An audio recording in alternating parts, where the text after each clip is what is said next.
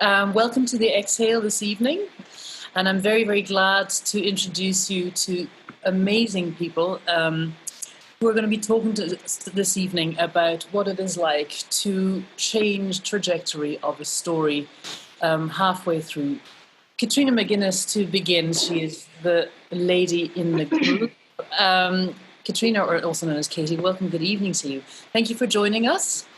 Gwendolyn, thank you so much for inviting me onto this amazing series that you've been running. I've been watching various other webinars that you've hosted through it, and it's a beautiful idea. So good for you. Good for you. I am the Director of Artistic Planning for the Indianapolis Symphony Orchestra. And I've been there as their director since January 2017. But prior to that, I was the Manager of Artistic Planning for the Pittsburgh Symphony Orchestra. The two gentlemen joining me on this call are far superior musicians than I was. You certainly could not have called me a professional musician. I was a student. I was a pianist from the age of 4. I studied with the Irish pianist John O'Connor starting at the age of 12. And really through my whole life, that's all I knew and all I was going to be. I did my bachelor's in piano performance at the Royal Irish Academy of Music in Dublin. Then I was awarded a Fulbright scholarship to go and pursue my master's degree at Indiana University Jacobs School of Music in Bloomington, Indiana.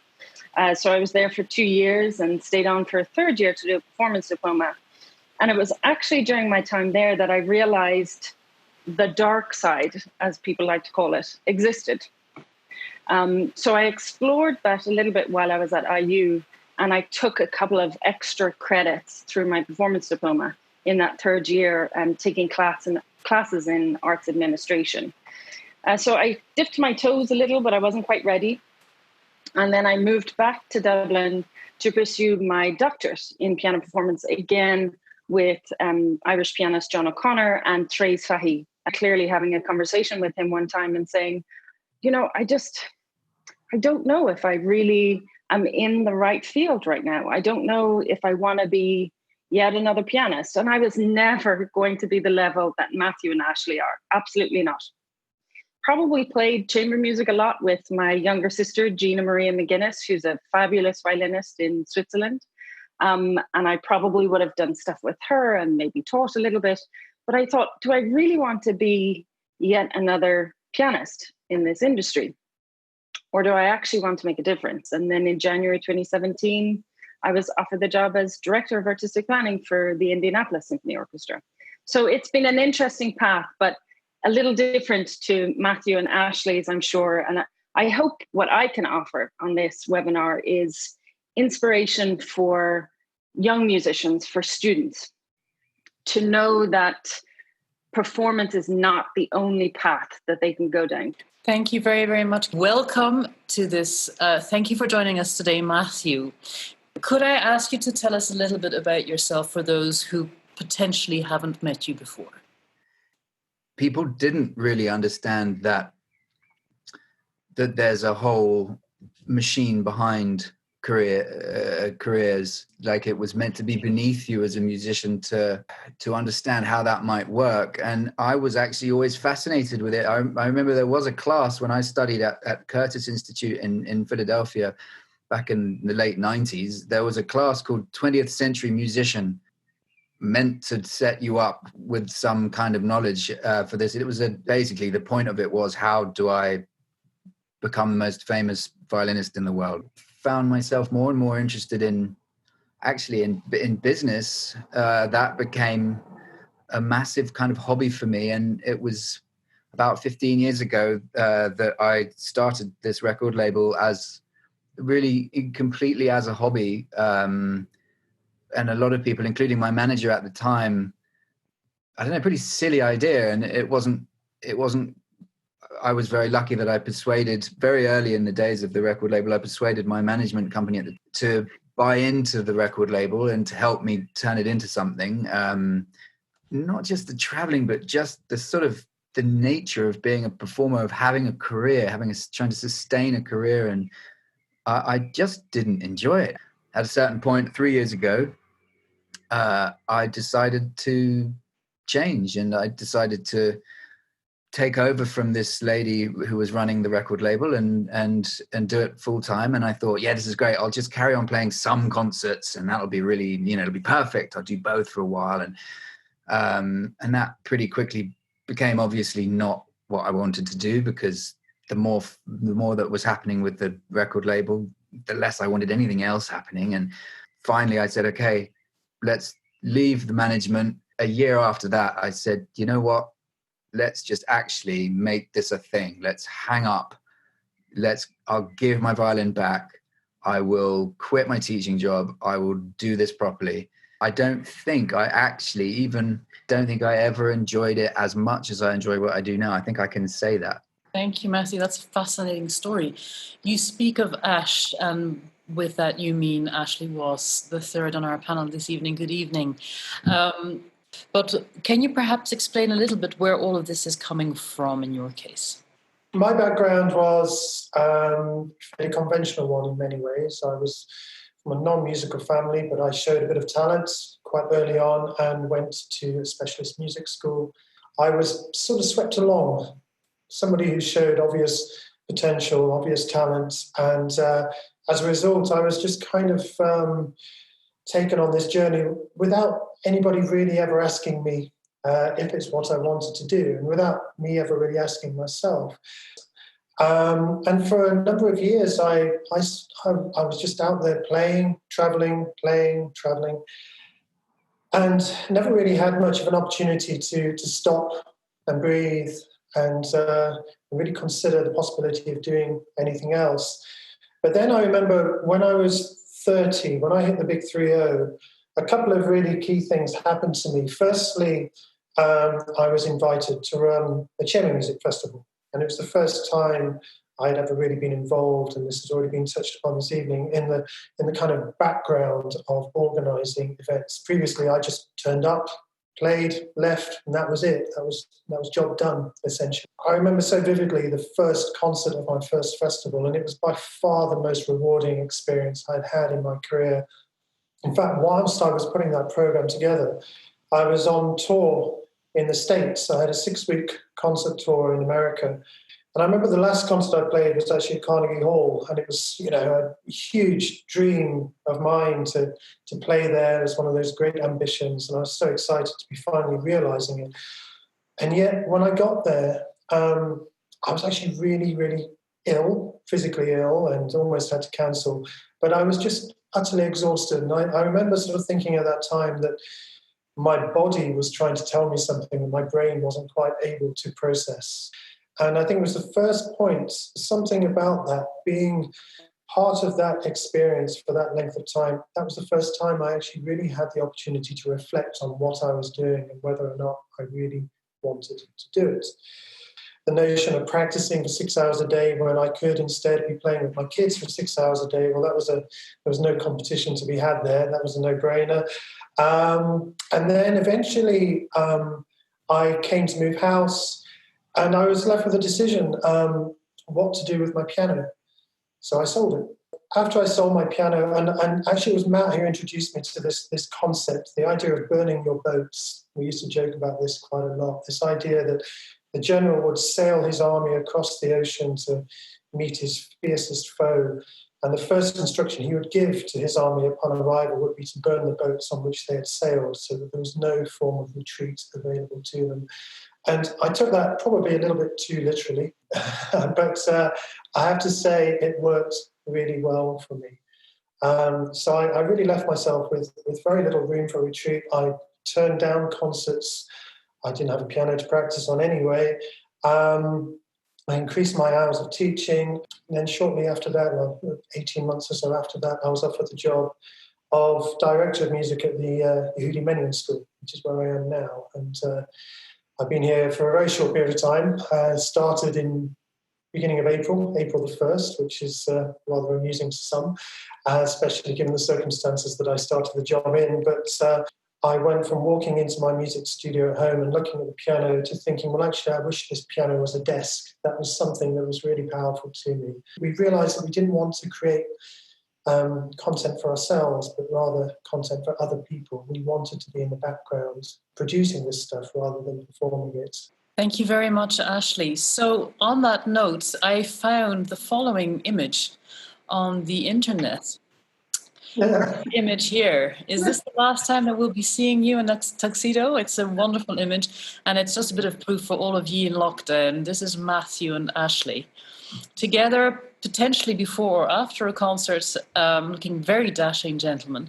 The life you led as a musician, was that so nail-biting enough that what you're doing now is a dog by comparison? I love my piano now. It kind of has, now being on this side of the business, I find it really thrilling to be able to help bring music to a variety of people. And especially in the US right now, we're really struggling with classical music, and that for me is the most exciting part, is getting audiences to come in through the door, hear a piece of music that they may not have ever heard before, whether it be because it's contemporary or it's just never performed, and then leaving saying, wow, I loved that symphony, especially when I see it with young kids.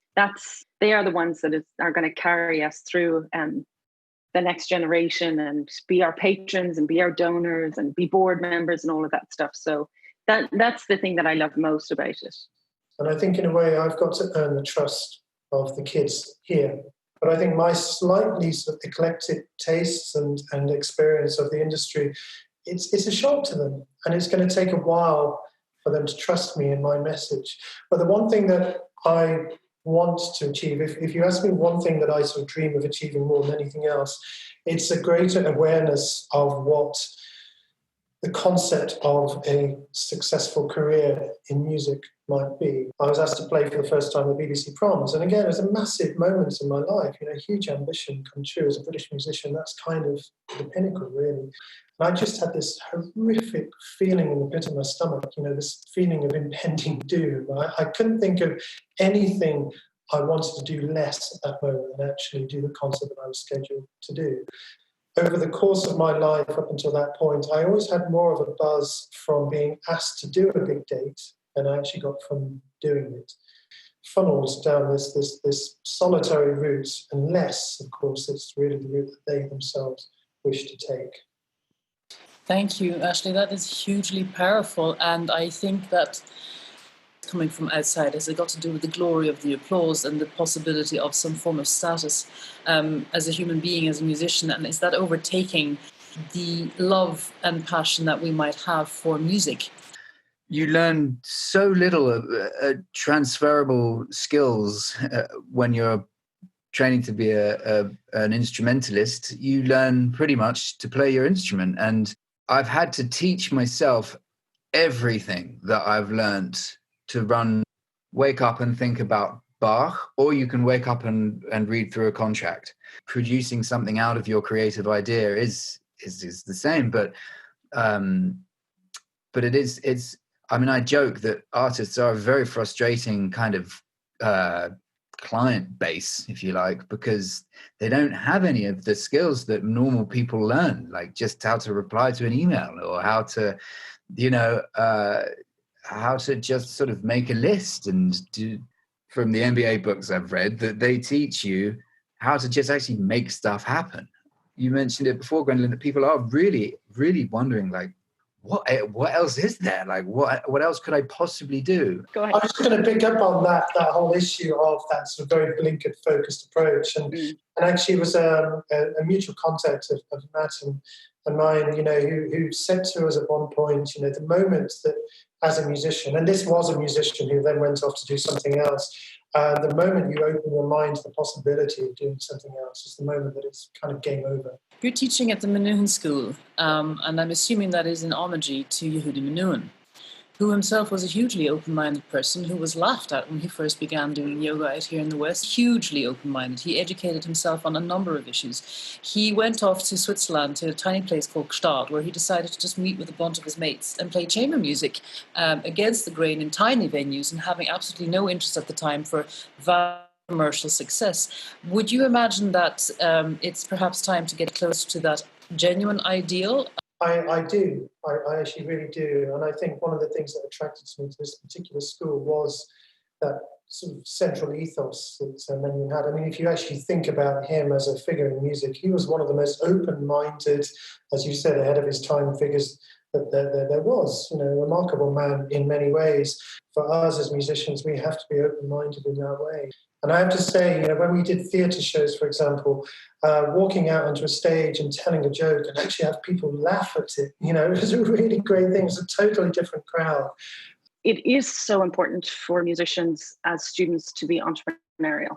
It's heartbreaking, actually, because I think we lose a lot of musicians because the training is such that it is one path.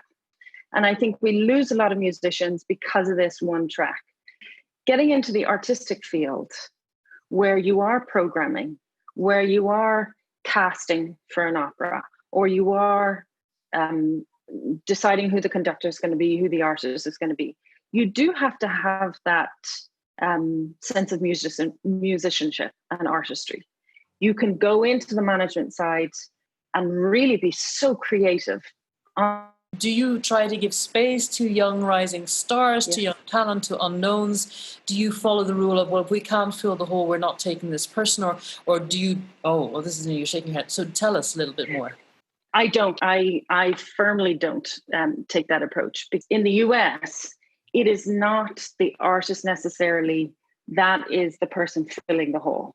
It's the program. If you were a musician, you have that ability to rise true talent, and then you can be the voice and the advocate for that talent getting up on the stage to be seen by the public. Fair to say that the future is in good hands with yourselves, Matthew, Ashley and Katie. If you would have something that you could give us as a sort of a takeaway, or how do you see the future of music to be? What a question. How creative you are is simply the most important thing. And you're seeing that, you know, Gwendolyn, you alluded to the kind of tsunami of online content that we started to have as soon as the lockdown began. From day one, it was like suddenly every artist at the same moment had an instinctive terror of the idea that they might go dark for a few weeks and people might not see them. So they all just rushed to their bedrooms and grabbed their phones and started to broadcast themselves. And that was totally understandable. But slowly creativity began to rise to the top, and the people that were doing really interesting things for the right reasons got more attention and found ways to cut through the noise. And so I really think that taking the moment, trying not to be knee-jerk at the moment, trying to just take the time to think about what it is that you have to say and want to say is going to pay dividends in the end. And it's going to be a difficult time. Managements are closing down and artists are being left sort of out on the street without representation. And there's going to be a lot of people looking for the same stuff now. And I would imagine, you know, for someone in Katie's position, it's going to be even worse than it was before in terms of just, you know, everybody wants what you've got. And I really think that those who show true creativity, and I mean, Gwendolyn, just what you do is a good example, because you do, you clearly are living what we're all talking about. And that's, you know, how it is that we've been involved working together for quite a few years now, that you just have embraced so many other things in the ecosystem that is, you know, the arts world and the music world than just playing. And that's why you are, I think, why you are where you are. Ashley, might I ask you what you would like to offer our listening audience at this time, particularly for those who are indeed considering a change? I've learned a lot of new skills during the last 3 months, and I know pupils at the school is thinking of making a change. What I would say is, I mean, it sounds corny, but, you know, follow your heart. You know, you are the ones who have the power to make that change. You know, be the person that you want to be, or be the change that you want to be. So just to mention that, Katie, you've got the last word. What would you like to say this evening? Yeah, I mean, to cover just, I think that flexibility is going to be the result, the silver lining with recording themselves in their bedrooms.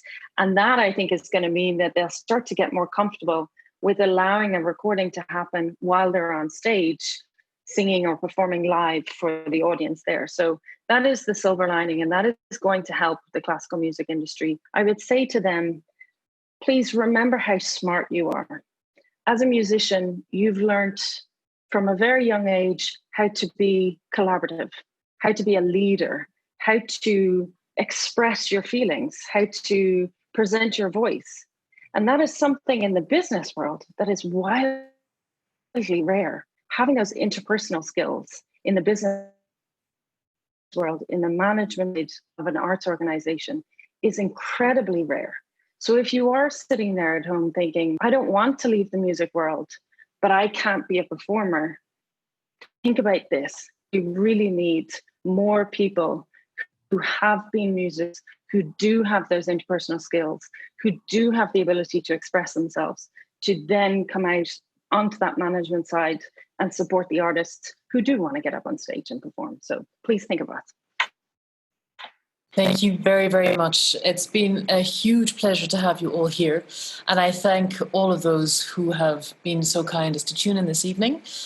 Yes, do believe that a very small amount of people can change the world, because that is how the world has always changed.